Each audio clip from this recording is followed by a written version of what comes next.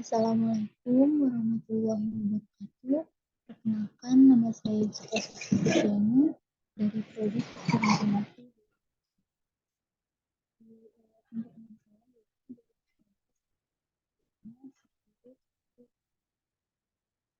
Baik, ini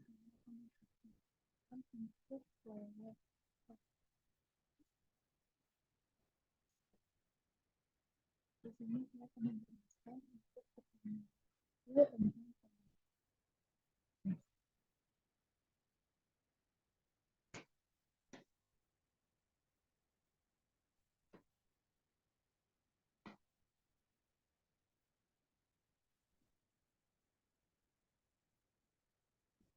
untuk pertanyaan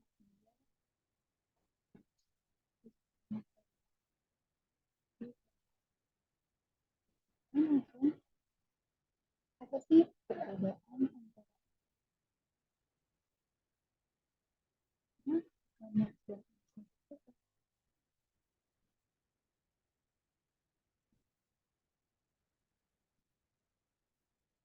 di sini pengertian dari e-commerce itu transaksi perdagangan barang yang jadi itu kita menawarkan atau menjual dagangan kita baik berupa barang atau jasa yang memang kita dagangkan atau tawarkan melalui media yang sudah dilakukan secara peran dengan berjualan secara elektronik ini dapat memudahkan untuk dijangkau oleh banyak orang. E-commerce dapat diibaratkan seperti mall itu gedung yang di dalamnya terdapat atau restoran yang dapat disewa oleh pedagang atau penjual yang terbaik. Nah, e-commerce itu sama seperti mall yang merupakan tempat atau wadah untuk berjualan hanya mendaftar sebagai penjual. Apa yang ingin kita jual hanya perlu kita akses di toko kita. Dengan e-commerce tidak perlu ada uang sewa untuk tempat. Seperti di mall yang per bulan atau per tahun membayarnya dengan harga yang tidak. Dengan e-commerce hanya perlu mendaftar sebagai penjual dan mengakses barang saja. Tetapi memang ada pembagian keuntungan untuk e-commerce. Dengan e-commerce lebih menyenangkan dari sisi biaya karena tidak perlu mengeluarkan banyak dan dapat menjangkau pasar yang berbeda. Karena e-commerce itu siapapun bisa dimanapun juga. Jadi kayaknya lebih luas. Kalau misalkan kita membuka webinar hanya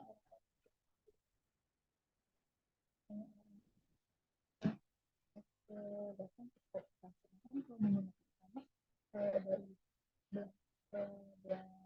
pasar manapun pasti kalau orang bisa pakai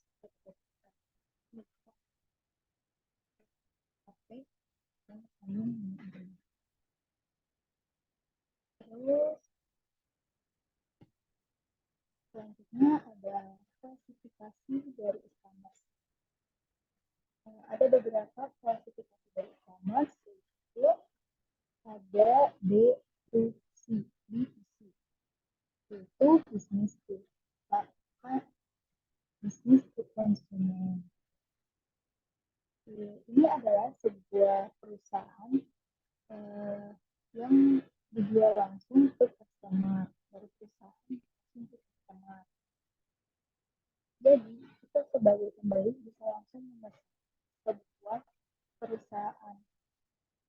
Misalkan seperti kita ingin membuat sofa, pintu ataupun lemari,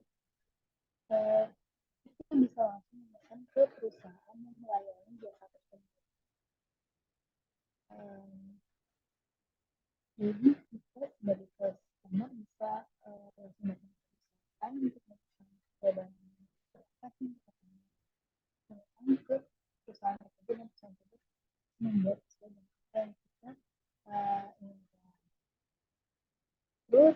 kedua ada bisnis, yaitu bisnis to bisnis. Bisnis to bisnis itu apa sih? Itu dari perusahaan jual lagi ke perusahaan. Seperti perusahaan manufaktur atau perusahaan yang membuat barang komoditi atau bahan baku yang dibuat perusahaan yang untuk menjadikan sebuah barang. Jadi dari perusahaan satu yang hanya menjual barangnya belum jadi atau menjadi bahan baku dijual ke sebuah perusahaan lagi untuk dijadikan untuk menjadi bahan jadi jadi. Terusnya ada B2B2C, yaitu bisnis to bisnis customer. Itu merupakan hubungan dari bisnis ke bisnis ke konsumen. Misalnya e-commerce yang menjadi contoh. Misalnya yang contohnya itu yaitu e-commerce dari B2B. Umumnya perusahaan yang sudah mempercayai e-commerce ini bisa menjual produknya ke perusahaannya.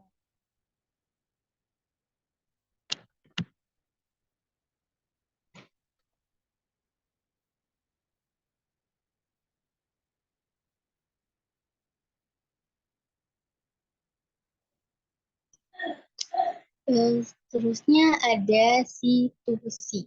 Apa sih C2C itu? Yaitu konsumen to konsumen. Itu merupakan menjual barang antara sesama konsumen. Ada kalanya sesama pelanggan pun menjual atau membeli barang yang ditawarkan satu sama lain. Misalkan seperti kita ingin membeli sesuatu, misalkan saya ingin membeli sepatu untuk nanti dijual lagi gitu, ke customer saya, seperti kayak saya itu seorang seller gitu. Selanjutnya ada mobile commerce. Apa sih mobile commerce itu? Mobile commerce itu kayak m-banking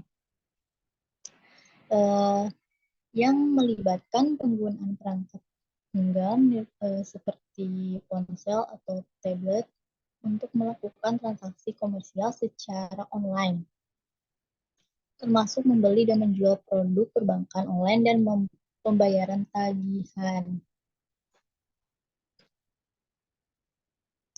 Terus selanjutnya ada business to employ. Itu yaitu dari perusahaan ke karyawan. Menjual sesuatu dari perusahaan ke karyawan. Seperti karyawan yang ingin mengambil cutinya, hanya perlu mengakses situs dari perusahaannya, situs resminya untuk permohonan izin untuk cuti itu. Oke, selanjutnya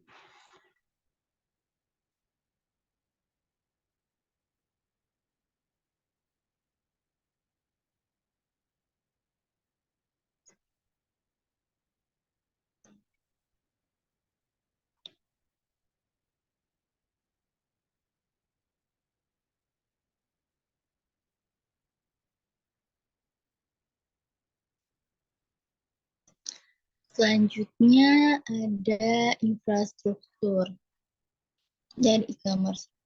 Di sini ada dua, yaitu ada internet dan intranet. Untuk internet itu sudah biasa ya kita pakai, jadi kita juga pasti tahu gitu internet itu apa, yang digunakannya untuk apa. Kalau internet itu menjangkaunya luas ya, jadi siapapun dan dimanapun bisa menggunakan internet ini. Kalau untuk intranet, apa sih itu intranet? Itu sama jaringan juga yang menghubungkan antar satu bagian dengan bagian lain, tetapi secara lokal saja. Ini merupakan kebutuhan pengelola e-commerce atau di dalam perusahaan hanya boleh diakses di dalam perusahaan tersebut. Berbeda dengan internet yang bisa diakses oleh siapapun dan dimanapun juga. Kalau internet ini hanya orang-orang tertentu saja yang bisa membukanya. bisa menggunakannya ya. Selanjutnya,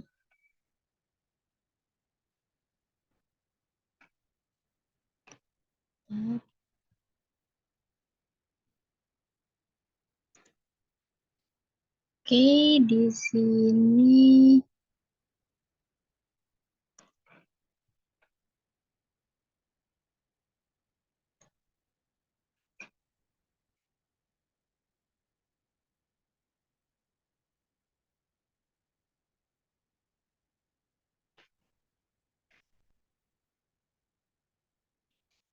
sini ada 5 area pendukung e-commerce.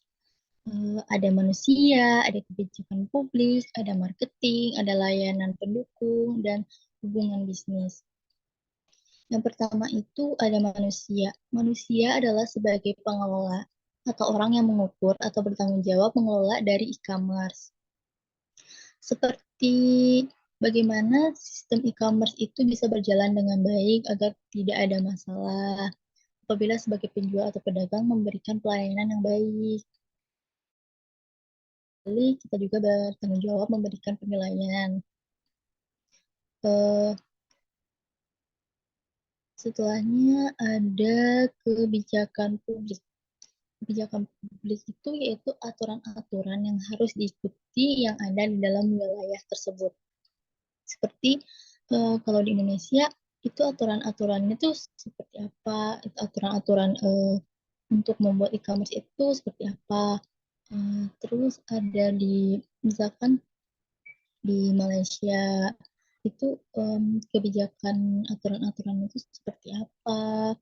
Atau misalkan di Singapura atau di luar negeri pokoknya kebijakan-kebijakan atau aturan-aturan itu berbeda-beda dan kita sebagai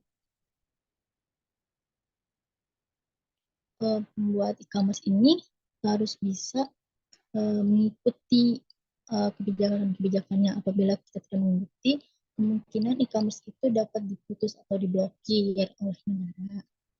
Seperti itu. Terus yang ketiga ada marketing. Marketing itu salah satu area e-commerce yaitu untuk mempromosikan, itu promosi. um, Marketing ini salah satu um, hal yang cukup penting, kayaknya malah sangat penting ya, uh, karena adanya proses ini semua orang bisa tahu. Dengan adanya proses ini tuh uh, e-commerce jadi lebih luas. Di e-commerce yang kita buat itu bisa diketahui oleh banyak orang lah, seperti kayak fitur-fiturnya apa saja, fitur-fitur menariknya, promosi-promosinya, kayak promo-promonya yang bisa menarik banyak customer yang tertarik gitu. Seperti itu. Terus um, ya pokoknya dengan promosi ini orang jadi bisa tahu, setidaknya tahu dulu gitu tentang ada dua e-commerce ini gitu, dan nanti orang bisa tertarik, nanti bisa membuka, dan ternyata fitur-fiturnya lebih menarik gitu, sesuai dengan apa yang dipromosikan seperti itu. Terus yang keempat adalah ada layanan pendukung. Layanan pendukung yaitu e-commerce sama seperti mall. Yang tadi sama seperti mall e-commerce itu pasti ada layanan pendukung seperti kemudahannya.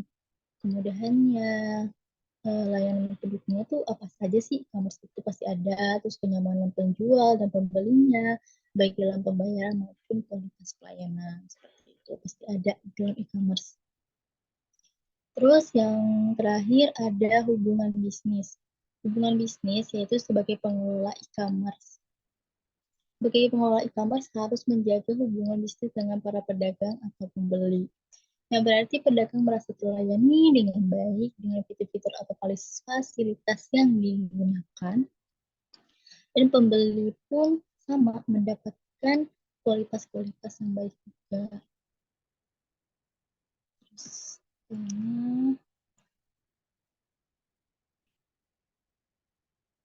ada pengertian e-bisnis. Apa sih e-bisnis itu? Tadi kan udah e-commerce ya, sekarang e-bisnis. E-bisnis itu kegiatan bisnis secara otomatis atau semi otomatis secara sistem elektronik. Perusahaan dapat berhubungan dengan sistem pemrosesan data internal dan eksternal secara lebih efisien dan fleksibel. E-commerce adalah bagian dari e-bisnis. Nanti sudah diceritakan kalau e-commerce dan e-bisnis terkait, yaitu e-commerce itu bagian dari e-bisnis itu. Ya, seperti itu. Setelah itu di sini ada supply chain management. Supply chain management itu adalah suatu aliran barang, informasi, uang, dan jasa dari para penyalur, pabrik-pabrik, dan gudang sampai kepada pelanggan akhir. Jadi supply chain ini dari awalnya barang-barang yang belum jadi, yang sangat jadi atau bahan baku, terus nanti disalurkan diproduksi, terus disalurkan ke pabrik-pabrik, dan digunakan oleh pelanggan akhir. Seperti itu.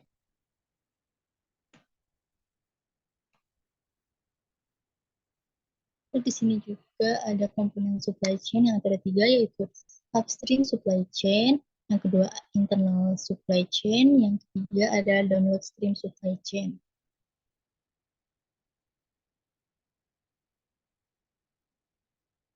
Selanjutnya ada tipe dari supply chain. Yang pertama ada membuat persediaan yang terintegrasi, pengisian ulang yang berkelanjutan, build to order, channel assembly. Selanjutnya ada contoh dari business ini, contoh dari supply chain ini ada supply chain planning dari PT Carrefour pada tahun 2016. Perusahaan Carrefour kan berjualan banyak, dan yang dijual bukan hasil produk Carrefour sendiri, melainkan memang supply dari berbagai perusahaan lain. Memang saling terhubung antara satu pembisnis dengan pembisnis lain. Maka di dalam Carrefour banyak prosesnya dilakukan dari bidang ke bidang lain, dari produsen ke produsen yang lain, seperti itu. Jadi semua perusahaan itu saling berkaitan, seperti itu.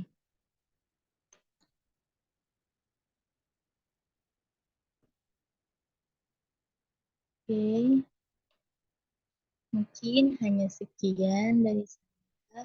Bila ada salah-salah, mohon dimaafkan. Wassalamualaikum warahmatullahi wabarakatuh.